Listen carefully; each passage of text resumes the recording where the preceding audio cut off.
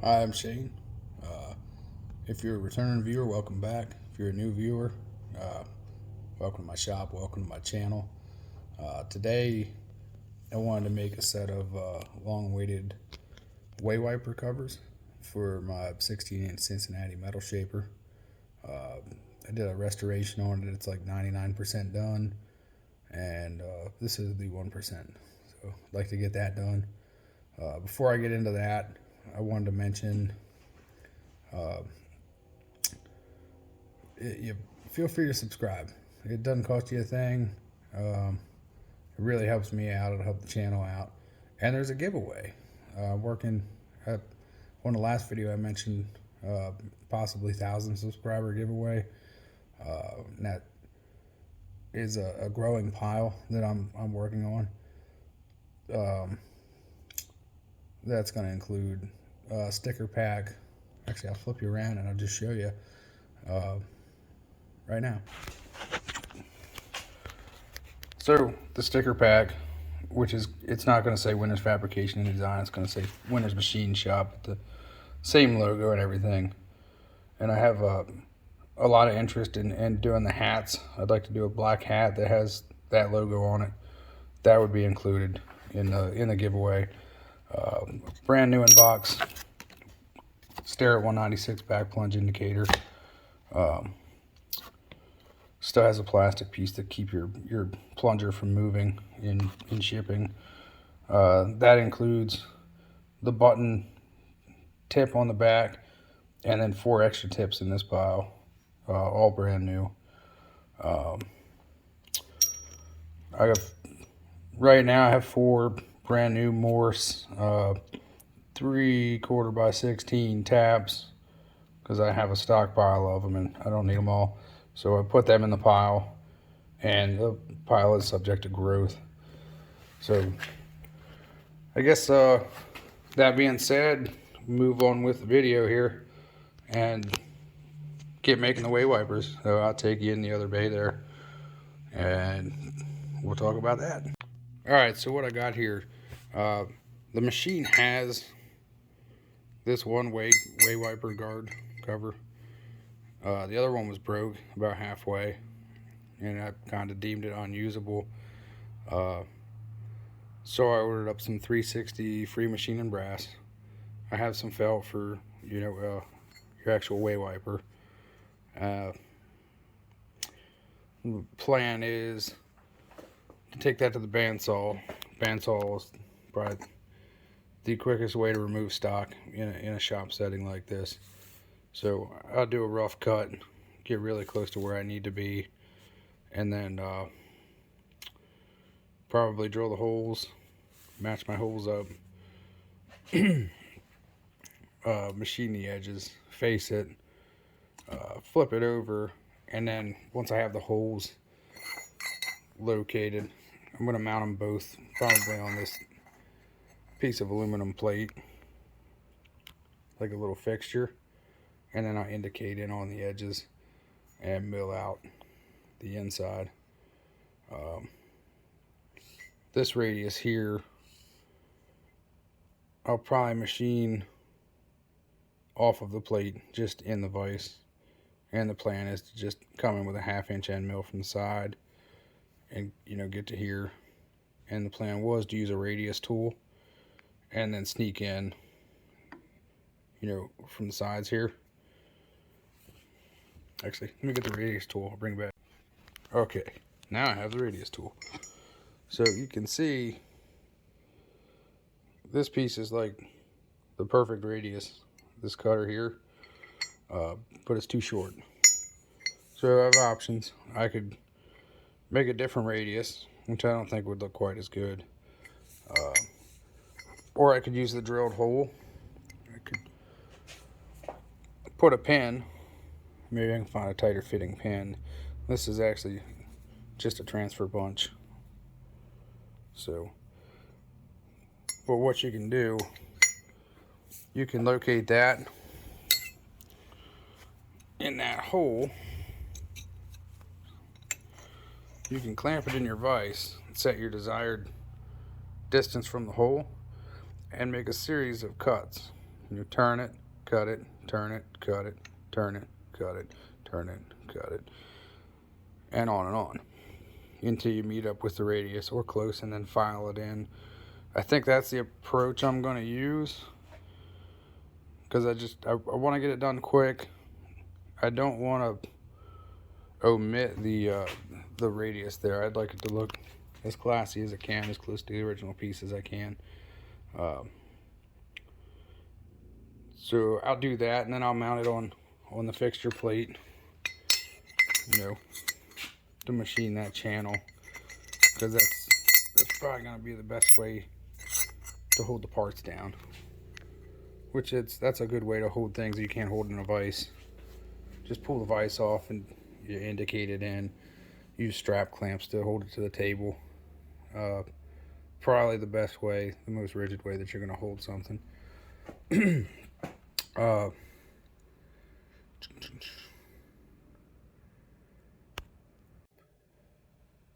after that, like I've said in past videos, if you've seen, I intend to take it to the pantograph machine right there, and I'll engrave something cool on this part, just to class it up a little, make it look nice. Alright, I guess I will get to the bandsaw. I'll do my rough cuts. Another benefit of that is you save a lot of stock to use for other things. Like they could, I don't know, vice jaws or whatever, anything you could need some brass for, but leaves me a nice chunk of stock to put in my stock drawer. Alright, I'll bring it back. Alright, got you on the recently repaired Walker Turner bandsaw. I just have a little fence clamped in here that's a little more rigid than the one that, you know, I have. Plus I'm going to need to slide this piece over when I make these longer cuts.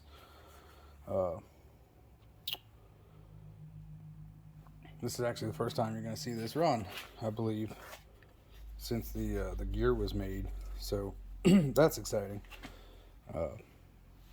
Lubricant. You always want to use a little bit of lubricant. WD-40, something of the likes, is what you want to use for something like, you know, brass, even aluminum. Brass, yellow brass, stuff like that, you don't want to use a sulfur-based coolant on, because it has a tendency to stain the metal. So I want to keep these nice and bright. Do it once, make them pretty, have it all work out. But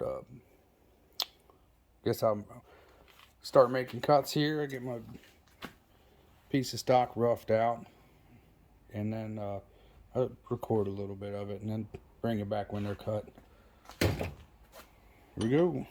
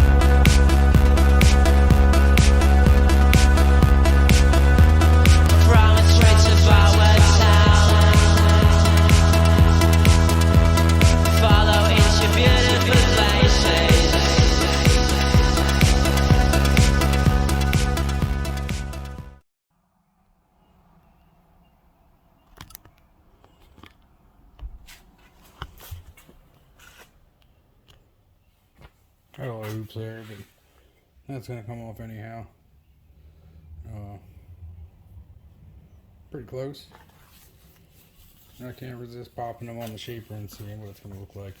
So I'm going to do that quick, and then I'll get a picture for you. Yeah, I think they're going to look good on there once they're all done. Match the pointer, match the scale, for how far your stroke is, the oilers. I think they look good on there, especially once they age a little bit in weather. Cool.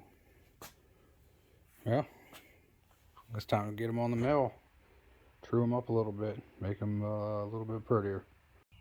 All right, so tool I'm going to use is actually going to be carbide, and I'm going to tell you why. With brass, you can see that how this has this point right here. See how sharp that is? It's a positive rake, and they have a tendency to dig into your softer materials, especially brass. It'll make the tool want to pull in or the work want to pull up. It's more notable when drilling, but even when milling for your surface finish, you could dig in and mar it up in ways you don't want. I hear mixed results. Some people have good luck with just a sharp high-speed steel end mill. Some people say a brand new sharp carbide end mill, or have a brand new sharp carbide end mill, and that's probably what I'm going to use. And I'll show you why that more than likely works for people. All right, so this is the carbide end mill. Now, if you look at this, the cutting edge angle is already what you would call blunted. And get it in the light right. See that? It's already at a neutral rake, which drastically reduces the tendency to pull into the work. So we're going to try this out, see how this does. Get you over on the mill and just clean up our cuts a little bit, clean up our stock, and move on from there. So I'll get this chucked up. Well, I'll get this in a collet and tightened up, and then go from there. All right, hang tight.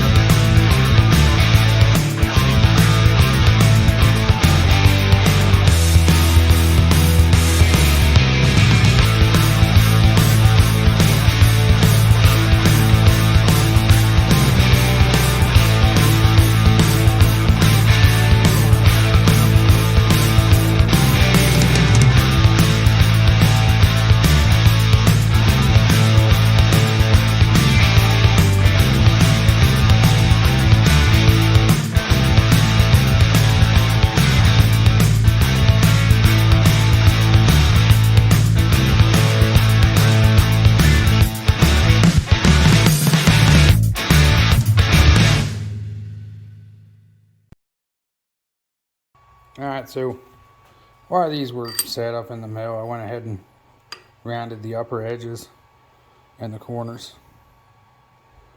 I think it looks a little better. Polish them up a little bit then too, they'll look really good. But now I got set up to face the top. See how there's a little step there. I went a little bit deeper because I knew I had to face the top. And I think I can get all these gooners out by the time I hit this radius. Kind of a backwards way of doing it, but so that's what I'm gonna do. I'm gonna face the top real quick. Actually starting to decide whether or not I want to put that piece there, because I kind of like the way this is looking. So, and that'll give me good real estate to engrave on the pantograph, just right on the front, Cincinnati. All right. Got the end mill back in, carbide end mill, 1/2 inch, and I'm just going to face these. Oh, for the setup, it's an odd piece, so I just put this mildly tight, and then set up and tighten an adjustable parallel to take up this area, and it's everything's super rigid in there, so it should be good. All right, let me get set up and actually I'll just face him and bring it back. Yeah, there's surface finish on the new way wiper covers. Looking pretty sweet. Kind of making me think maybe I'll just let this piece beg so you got more of that cool finish. I really like that finish. It's smooth as glass. You know, it spent like probably an hour or so tramming in the head on the old round ram Bridgeport. You can kind of see trammed in pretty good. I've been cutting every direction, so pretty nice. So next thing, I gotta make a fixture plate. I gotta drill holes, the mounting holes for this, and then make the fixture plate, flip it over, and machine out the channel for the felt. And they'll probably stand right about here when it's all said and done. Yeah, I think, especially they get a little age on them, they're gonna fit right in. All right, I'll probably make the fixture plate off camera and get you back on the mill. All right, or maybe I'll drill the holes first. That'd be beneficial. All right, hang tight. Yeah, I just want to take a minute and point out this is a job that's, you know, for me on the side. I'm trying to be a little quick with it because I have other things to do. I didn't do a whole lot of measuring. I didn't do a whole lot of precision work. Other than the setup of the mill and the parts so that I have a nice surface finish. Everything else is kind of arbitrary. It's more of an aesthetic piece. Its main job is to hold the felt in to keep the, you know, chips and swarf and trash out of the ways on the shaper. And to be quite honest, the shaper, most of the metal that's coming off of that is going out everywhere else in the shop and not anywhere near the ways. But I want to get the machine done. I want to get it right. So I just wanted to point that out. This is more of an aesthetic thing. They will function perfectly, but I didn't see a need to go too crazy. It's not aerospace. It's not, you know, it's nothing like that. But I thought I'd share it with you because, I mean, why not? So, and they're gonna look good too. So, yeah, just thought I'd mention that. So, that's all. On to the next. All right, so a little closer look at the pieces here. You can see it's reflective, nice shiny surface finish, nice and smooth, really good. You can see the head was trammed in good. I'll get you a close up on that. Couple things to do yet, but I gotta get my grass cut. It's getting late in the evening, Sunday evening, and I gotta work out of town all week. So I think I'm gonna wrap this video up, and then I'll bring you back on the fixture plate on the mill with, or maybe just drilling these holes, transferring to the fixture plate. But yeah, I got too many things to do. So I'll bring you back. I'll put this video up so I can get something up so you guys have something to watch. Like I said, don't forget to like, subscribe, comment, tell your friends. Don't forget about the tool giveaway. Man, I'd like to get there. Yeah, other than that, thanks for watching, thanks for joining, thanks for subscribing, new subscribers. I really appreciate it. So I'll see you on the next one. Thanks.